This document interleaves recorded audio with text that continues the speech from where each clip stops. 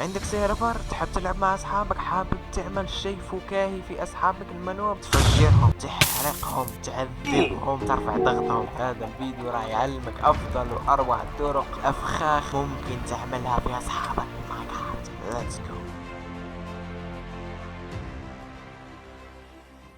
مبدئيا يا اصدقاء، الفخ الاول من امتع الافخاخ اللي ممكن تعملوها في صاحبك. راح تستمتع وانت تشوفه هو يتعذب. الفخ هذا اسمه فخ القوارب. هذا الفخ يا اصدقاء سهل تعملوه بهذه الطريقة.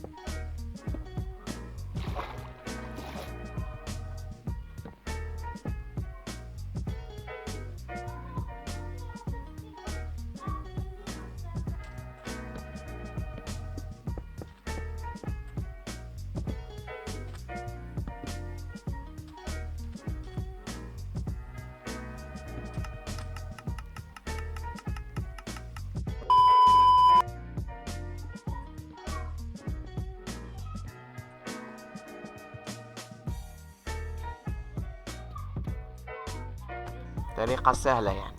ولما يجي صديقك راح يركب القارب، شوفوا وش راح يصير، شوفوا كيف راح تتبعثر القوارب، وراح يصير من الصعب عليه انه يجمع القوارب، ويصير يكسر كل قارب وحده ويحطهم في شيستات. والله راح يتعذب وانت تشوف من هناك وتضحك.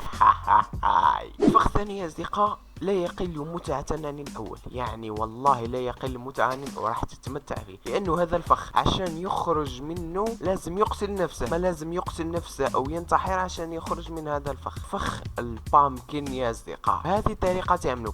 تجيب بامكن، تحط على البامكن هذه اللعنة. راح اوريكم لعنة يعني. هذه اللعنة شو تسوي؟ اللعنة هذه لما تلبس شيء عليه هذه اللعنة ما تقدر تنزعه، ما تقدر درع اي شيء تلبسه ما تقدر تنزعه بهذه اللعنة. اوكي، تحطها بالديسبنسر في راسه.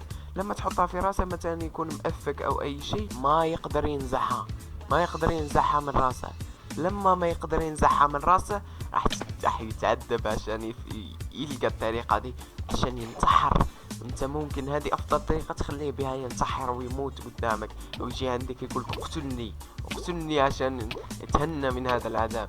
راح تبقى في راسه حتى ينتحر يا صديقي، وانت تتفرج من هناك وتضحك.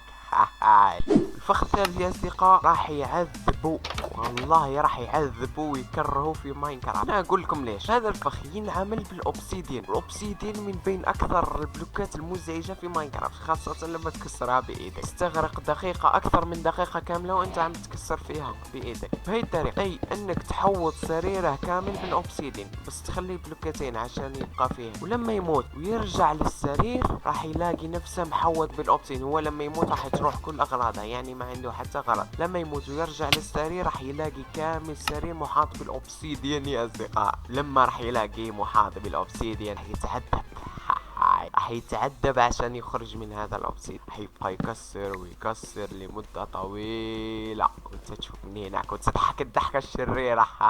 والفخ الرابع يا اصدقاء بسيط خفيف ظريف لكن مزعج، صح، حيث انك راح تروح شيستات هدفك، يعني صديقك اللي راح تسوي فيه الفخ، راح تروح لشيستات وتملأها بهذه النوعية من الجلاس بين، يعني الزجاج اللي يجي مستطيل، يجي مسطح، نوعية لون معين من الزجاج بحيث لما تحطه ما يبان، يصير وكأنه شيست فارغ. لما يجي هو راح يخبي اغراضه، لما يحاول ما يقدر يخبي اغراضه لان الشيست معمر بهذاك الكلاب. والله راح يتعذب لانه حيبقى يحط في الشيستات ويشوف ويفكر شو هو الخلل، بعدين يمكن يكتشف. المهم راح يطول في هيدش، راح يطول في وضع اغراضه في الشيست. الفخ الخامس والاخير يا اصدقاء بسيط كمان لكن مزعج، مزعج الصراحة.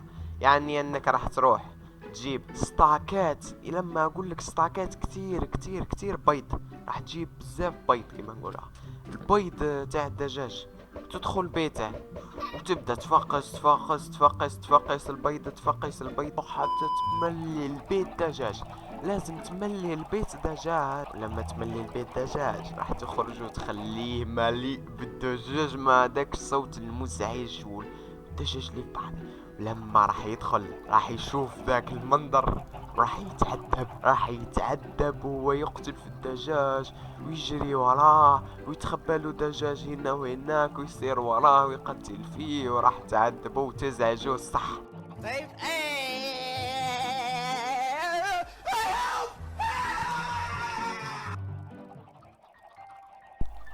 كانت يا أصدقاء هذه أفخاخ جهنمية ورائعة، تخليك ترتاح لما تشوف أصحابك يتعذب. بس انشروا أصحابكم من فضلكم يا أصدقاء. شوفوا هيدي النقطة مهمة صح، من فضلكم أتمنى تنشروا أصحابكم.